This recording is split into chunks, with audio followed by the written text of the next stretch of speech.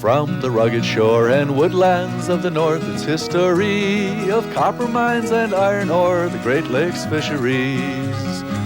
To the farmlands of the southern counties we'll look around again, at all that waits the sportsman in the state of Michigan. And sometimes when the moon brings out the diamonds in the snow, and the stillness of the forest lies encased in Arctic cold, the wind might whisper through the trees, listen if you can, it tells you of the beauty in this state of Michigan. Here's the scoop. Last Thursday, John Ford and I headed to the Upper Peninsula, Bay to Knock, to go fishing. We had 4 things against us. Oh man, one thing, a front had just moved through. Secondly, wind blowing from the south. The wives' tale says the bait falls out of the fish's mouth. The third thing, solunar tables looking at a calendar were the lowest of the month, right at the bottom on Friday, and look at the date, Friday the 13th. How did we do against these odds? Hey, you stay tuned. I'm Fred Trost. It's Thursday night. Time to show you a Friday the 13th fishing story on Michigan Outdoors. Michigan Outdoors is brought to you statewide by the East Michigan Chevy Value Leaders, the nation's top-selling group of Chevrolet car and truck dealers, including McIntosh Chevrolet in Rose City, Seiler Chevrolet Oldsmobile in Merrill, and Stead Chevrolet Pontiac Oldsmobile Buick in Croswell. It's real cold. Then the darn holes will all freeze up, and you might have a fish on, but you got to break the ice out of it first before you get the darn fish out. Like, it can get real interesting sometimes. John Caswell is excited about the rejuvenated fishery in Little Bay de Knock. He, along with Rick Fiorini from the Bayshore Resort and Keith Hendrickson from Gladstone, invited us to spend a day on the bay. A few days earlier, they were catching lots of big perch and some good-sized walleye. But the day before we arrived, a front moved in and fishing dropped off to nearly nothing. Oh, that's the story of my life. You know why we came up here? To catch some big walleyes. Yeah, because this is such hot fishing. It is. What happened yesterday? What happened yesterday? Well, if you've been fishing as long as I think you have, I know you know how those days are. I just want to hear how you explain it. Well, that's fishing, that's all. Yeah, I know. We've, in this same location here, we've caught several walleyes. We've limited out a few times here even, so you just got to wait them out, that's all. If you got the patience, you'll catch the fish. Now, what are these shacks, excuse me, Yeah. I'm across the bridge. Yeah. What are the shacks all lined up here for? There's none out here. Well, because this is north and south, this direction right here, and that's where the walleyes move in from the deeper water from the south, and they're already starting up into the bay for the spawning. They'll already start coming up in So here. they're moving up at the head of the bay. They're moving Whitefish towards the head River? of the towards the head of the bay. So how is fishing in Bay de Knock In the compared to 5 years ago? There's no comparisons. Our fishing is so great right now compared to what it was 5 years ago. It's just unbelievable. And what's been the difference? Well, primarily there's no netting out here. Commercially wise, and they've slowed the Indians down a little bit. And the bigger fish can get up here into Little Bay de Knock. Before all the nets, they'd be caught before they ever got in here. Mm-hmm. So how good is you've lived up here all my life? all your life? Yeah. So you fished this bay since you were That high. a little tyke? Since the ice spud was heavier than I was in some cases. So how's the fishing compare now to those good old days? It's coming back. It really is. It's really, really great. The end of February, first part of March, walleye fishing we were up north of here, and we would limit out, and we had 6 pound average walleyes. Mm-hmm. Well, I know the reports we get all the time is you got a lot of big fish coming out of here. A lot of big fish. And a lot of fish. Right. Total. I mean, a lot of the fishermen that are dedicated fishermen, they're starting to throw those big spawners back in instead of taking them, especially the late fish, That's happening a lot downstate, too. A lot of people are finding that the big walleye just don't have the quality of flavor and texture that the smaller ones do, so they throw the big ones back to spawn. Well, Keep the eaters. Exactly. To me, they're just to get like a big perch even. You get a 1.5 pound perch, what good are they? You just got a blah taste there. You know you're eating something, but the taste and the flavor just isn't there. Well, what's the optimum eating size walleye to you? I'd say up to 20 inches. So between 15 and 20? Yeah, between 15 and 20 inches. That's good eating then. You get over that, they're not that much. What about perch? Perch, up to 13, 14 inches, anywhere up to a pound. But even That then, pretty much covers anything I'm going to catch. oh, anything you're going to catch? Oh, Yes. you got to think positive. Though, Well, Fred. hey, that is positive. Oh, okay. A foot-long perch is Well, we had, outstanding. like last year, on an average, up towards the head of the bay, towards Rapid River, we were catching perch that probably averaged a pound. Just unbelievable. Since they got those darn nets out of here, our fishing is just getting better and better and better all the time. We've got old timers here that put their fishing poles away like 10 years ago. They're taking them out of the clods of snow. Yep. Now they know it's worthwhile coming out here and getting your butt cold and everything else to catch and a few your fish. nose and your face and your fingers, and it's time to get back in the Yeah, shanty, you got John. that right. It's getting nippy. Got to get back in there with Rick, who's working 2 lines right now. I was watching your lines while we were talking there, though. Oh, We're keeping an eye on him. We won't let him go down the hole this time. Yeah. Hey, John, this we got a heater right here. See, a gas heater. This is beautiful. This really makes a world of difference. The heater and the... Well, this is a spacious shanty, and it's all insulated with foam insulation. John made that. John built this. He built these things. We've got ventilation on 4 sides. Oh, yeah. We've got windows for spearing if you wanted to cut these holes out. These windows will slide and you'll shut it right off dark in here. Of course, Rod there's- rack on the wall. Yeah. Lure selections hanging there. Of course, venison sausage and crackers. Well, and chairs, like Extra line gap hook, padded chairs. the padding on the chairs, makes a world of difference to your rear end on these metal chairs, but you can fold them up.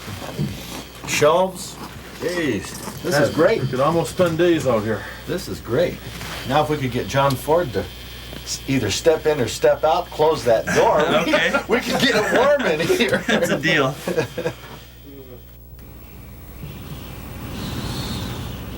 The wind from the south killed the perch fishing. That's a big one. One undersized perch for our fishing party was matched by one undersized walleye for 4 anglers from our shanty.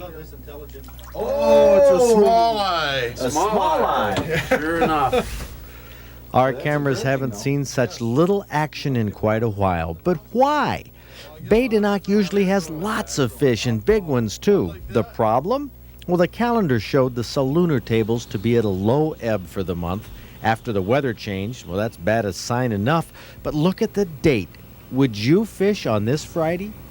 We went out on the ice before dawn. We were in the shanty until after sunset, fishing with locals who know the techniques and the area. Why was this a fishing horror story? When I showed up, they all said the same thing. Freddy's back. It's Friday the 13th.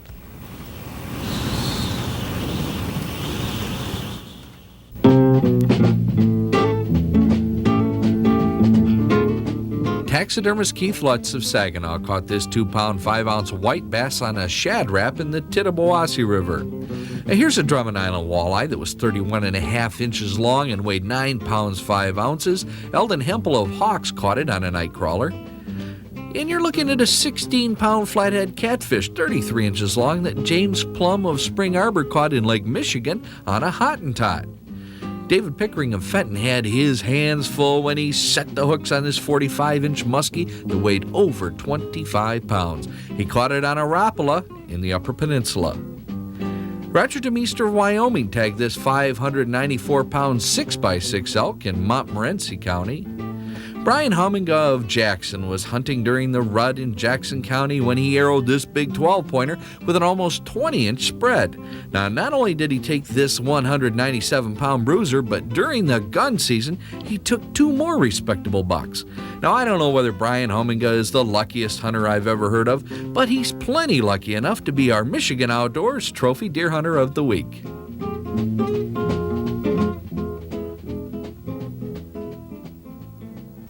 There's good reason to be worried about the future of salmon and trout fishing in the Great Lakes. See, the federal government is going to cut by about 1/2 its program to control sea lamprey. Now, this comes at a time when lamprey scars on trout and salmon are common in northern Lake Huron and Lake Michigan, and fishing success is plummeting. Worse yet, the feds are cutting back on research that could provide a way to knock out lamprey reproduction entirely. Michigan DNR Fish Chief John Robertson says that unless the feds beef up the anti-lamprey effort, at least 50% of trout and salmon in lakes Michigan and Huron will be killed in the next few years by lamprey. Now, the entire mess can be avoided by appropriating $8 million to get the anti-lamprey program back to full steam. Cards and letters from anglers urging congressmen to vote for that appropriation are needed right now. That may be the only way to save a billion-dollar fishing industry on the Great Lakes. Tim Burke from Ypsilanti has a common question about pheasants. Since the pheasant population is at an all-time low, would it be so bad to stop all pheasant hunting for a few years to raise the population? Well, I know this sounds logical, Tim, and it would work if hunters took the breeding pheasants out of local flocks. But hunters don't in Michigan because our game laws only allow hunting for the roosters, the males, and nature provides for an overabundance of rooster pheasants. The hens are protected, they're not hunted, and next year's pheasant crop depends totally on how many hens are around to lay eggs and the success of their nesting. Sounds good on the surface, but the problem with low pheasant populations would not be improved by closing the 3-week season on roosters. Well, despite our Friday the 13th success up in Badenoch, there was one time last spring actually, we fished for pike up in northern Michigan with Chris Hickson. Oh, what a day it was. It was no Friday the 13th. Watch this. This is a beautiful northern lake, Chris. You know, it looks like a little pothole that you'd find up in Ontario somewhere. Yeah. This is a typical northern Michigan lake, and most people wouldn't think it would hold a lot of fish. Well, it isn't very big. What, a couple acres? Yeah, it's probably a 8 or 9 acre lake is all. Yeah. And you said to me, it is loaded with pike. Yeah. This time of year, they really bite. How deep is it out there? It's only maybe 15 or 20 foot deep, but it's got a very silty type of a bottom to it. And I wouldn't want to get out and try and stand in the bottom of that lake. Well, when I first saw it, you know, there's a lot of edge, a lot of cover, there's lily pads and weeds and fallen trees. It looks excellent for pike or bass. What do they feed on in here? Oh, there's an abundance of life out there. Just all kinds of different species of fish. The weeds, and it's great habitat for fish in general. Got some bluegills in there? It's got bluegills. It's got bass, pike. Okay, now, you know, the weather this spring has really been screwball. I mean, this is more like an October day. Here we are in about the middle of May, and wind shifted around and is now from the north, and it cooled off. Now, what does your experience tell you we're going to find? Oh, I think we're going to clean up today. Oh, really? Oh, yeah, you betcha. You betcha. I was very happy to see it cool down, and I could use a little bit less wind, a little bit more clouds, but the cool weather I think is going to help us out. Now, what's the strategy? Cast lures till your arm falls off. We'll catch something. Just lures, no minnows? Well, we'll throw some hardware first, and if that doesn't get them going, then I've got some secret bait we'll put out there. Okay, now, when you're talking hardware, what kind of hardware? I like to use spinner baits myself. They get around through the weeds. You can just about cast them anywhere and not get hung up. It's easy to take out of the fish's mouth because they're just single hooks, and that's what I like to use. You cast right up next to the shore or out towards the drop-offs, or what? I generally like to start off casting to the shore, pulling them out into the deeper water, and if you don't find them there, then we'll start casting out in the deeper spots of the lake. But there'll be one place or the other. Now, a lake this size, I'd presume it would be just full of little hammer handles, 18-inch pike. There's a lot of those in there too, but there's a good range of fish in this lake. We got the big ones all the way down to the small ones. How big? That's a tough question. Well, we'll see some 3-footers out there. Oh, yeah? Oh, yeah. Maybe not today, but they're out there. Oh, you bet. Yeah. Pretty darn. So, is the fishing best? Do you find pike fishing best right now in the first or early part of May, mid-May? Of course, this is the first year that the season opens before the 15th. Yeah. But is this the best? Does it go downhill from here? The next 2 weeks from here will be the absolute best pike fishing that there is, except possibly for the fall. Late September, early October is also good. But this kind of a lake, if you don't catch them in the next 3 weeks, You'll be out here all summer, and you wouldn't think there's a pike in this lake. It's just amazing how they shut right down. Now in the fall, I mean, you being a taxidermist, and I know a hunter, do you spend much time fishing in the fall? When we all know it's great fishing in the fall. None. None? None. That's what I thought. None. So my fishing's right now. I've got to get it in because in the fall I'm hunting. You got a fish on. That seems like a smaller one, or what? I don't know. What do we make of this? Oh, here we go.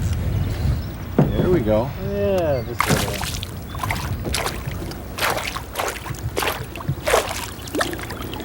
There he goes. Hey, take and drag now. Why, that is a small one. Oh! Feisty little guy, huh? This little pike is a feisty one, but that's one of the attractions of the northern pike. They battle right down to the end. Up till now, we caught fish all around this 9-acre pond, but we hadn't tied into a big one. Now, you find you catch the smaller fish in the shallower backwaters, or are there big ones in there too? There's big ones everywhere in there. Everywhere. I've caught them every spot of this lake. Now, you sold this fishing trip. You sold me on this a couple months ago. You said, you got to come up. We're going to slay the pike. Yes, I still believe that. You believe I it? still believe it. I certainly hope so. Yes, so I certainly do too. Got him? Looks like he is. Looks like he's running that way. That's what we like to hear. Boy, this is a big one, Fred. Whoa! Well, I hope so. Oh, man. I hope so. It's the kind of times you wish you changed the line on Ooh, the we reel. gotta see him. We gotta see him. Oh, geez, oh, Pete.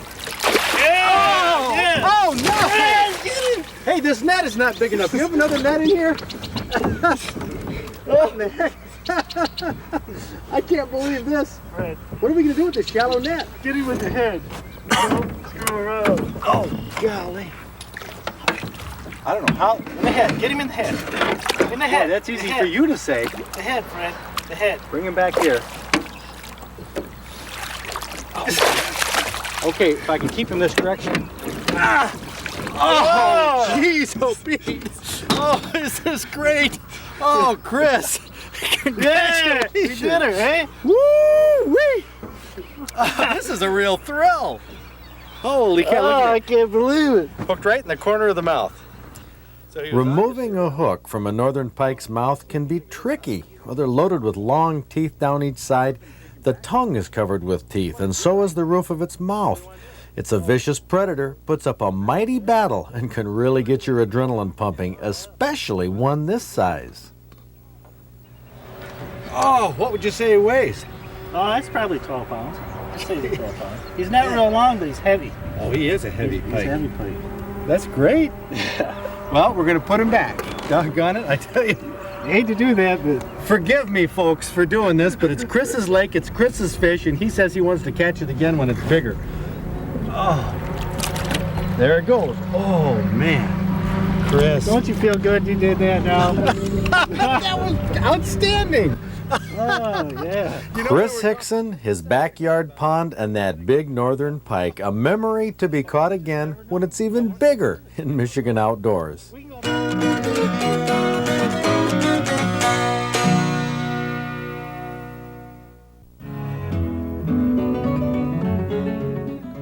What animal is the best at keeping insect populations in check?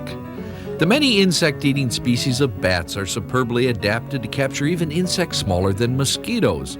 A little brown bat may eat 5,000 insects in one night at the rate of one bug every 2.5 seconds, relying on sonar and swift wings to ambush its prey. Joan Valentine from Ionia sent us a recipe for Salmon Bisque, which I guess, Kathy Beitler, this is a soup of It is. sorts. Bisque is a creamy soup. And we've got some great looking Whoa. salmon. Boy, I'm that does telling look you. good. And you're going to saute onions and celery and some butter. It looks a little bit warm there. And you don't want these cooked thoroughly, just until they're transparent and soft. And then I'm going to go ahead and add flour. The flour's in there, and milk. And How much flour did you put in? a quarter cup. And it makes a sauce. You want to just keep stirring it right away. It just makes a thickening sauce. And then add your potatoes and your salmon, just like you would a regular. You're actually boiling that? Yes. And this is cooked. We went ahead and pre-cooked the salmon. You could use canned if you had canned. What do you mean, like boil it or Yep. probably broil it? Broil or it. anything? And if you had leftover, you could use that. And cottage cheese. Now this makes a real nice creamy soup and makes it just a little bit different texture. A little bit of salt and pepper and then some celery salt. I'll be done. No nutmeg? No, not making Oh, this one. Bob Garner was waylaid last week by the nutmeg. He wouldn't even take a second bite. Let's see how he likes this one. I've never had a bisque recipe like this, but it's mild, but it's extremely tasty. The cottage cheese, who would have thought cottage cheese would really be this good in a bisque? It's great. Gives it that different texture that you don't find in most chowders. It is there's Yeah. something about this, the way it sits in your mouth and the way it chews. Oh, yeah. I can feel the little onions and taste it, and it's very mild. But tasty. It is just much more tasty than the usual bisque, which is not quite as creamy. This is very, very nice, Man. delightful bisque here. And This the is great. potatoes. Oh, this is different. People have got to try this. Oh, absolutely. Don't pass this one up. Try this one. This is exceptional.